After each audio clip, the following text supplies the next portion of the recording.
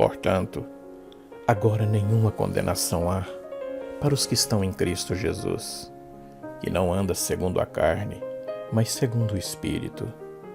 Porque a lei do Espírito de vida em Cristo Jesus me livrou da lei do pecado e da morte.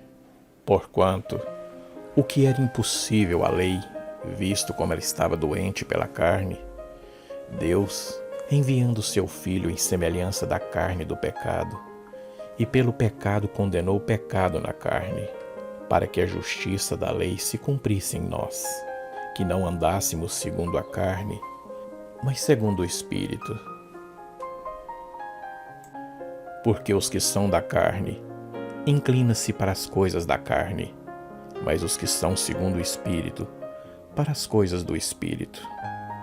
Porque a inclinação da carne é morte, mas a inclinação do Espírito é vida e paz. Porque a inclinação da carne é inimizade contra Deus, pois não é sujeita à lei de Deus, e nem em verdade pode ser. Portanto, os que estão na carne não podem agradar a Deus. Vós, porém, não estás na carne, mas no Espírito, se é que o Espírito de Deus habita em vós. Mas, se alguém não tem o Espírito de Cristo, esse tal não é dele. E se Cristo está em vós, o corpo, na verdade, está morto por causa do pecado, mas o Espírito vive por causa da justiça. E se o Espírito daquele que dentre os mortos ressuscitou a Jesus Cristo que habita em vós, aquele que dentre os mortos ressuscitou a Cristo, também vivificará os vossos corpos mortais, pelo seu Espírito, em que em vós habita. De maneira que, irmãos, somos devedores, não à carne, para viver segundo a carne. Porque se viver segundo a carne, morrereis. Mas se pelo Espírito mortificares as obras do corpo, vocês viverão. Porque todo aquele que é guiado pelo Espírito de Deus, esses são filhos de Deus. Porque vocês não receberam o espírito de escravidão, por outra vez entrardes em temor, mas recebeste o espírito de adoção de filhos, pelo qual clamamos, Abba, Pai. O mesmo Espírito testifica com o nosso espírito que somos filhos de Deus. E se somos nós filhos, somos logo os herdeiros também, herdeiros de Deus e co-herdeiros de Cristo, se é certo que com Ele padecemos, para que também com Ele sejamos glorificados. Porque para mim, eu tenho por certo que as aflições desse mundo presente não são para comparar com a glória que em nós há de ser revelada. Porque a ardente expectação da criatura espera a manifestação dos filhos de Deus.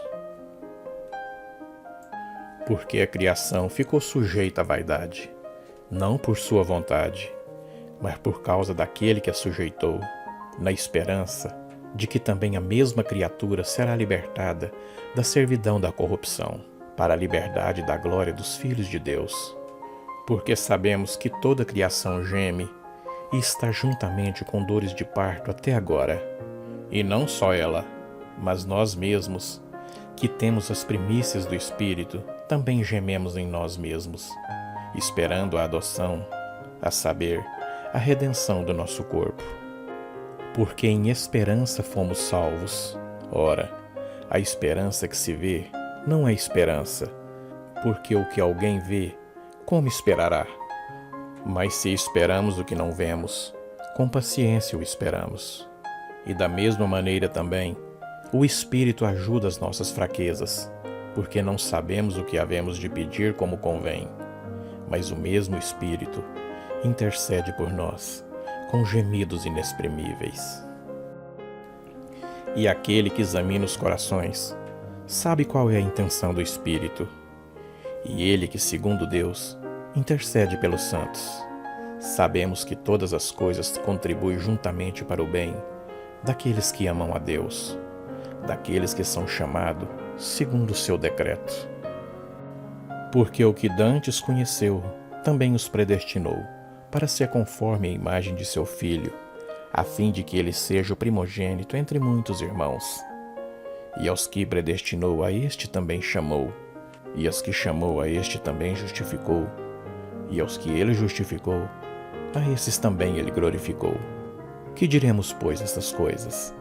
Se Deus é por nós, quem será contra nós?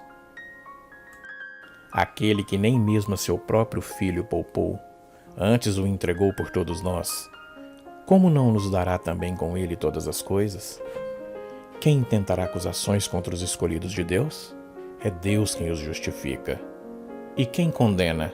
Pois é Cristo quem morreu, ou antes quem ressuscitou dentre os mortos, a qual está à direita de Deus, e também intercede por nós. Quem nos separará do amor de Cristo?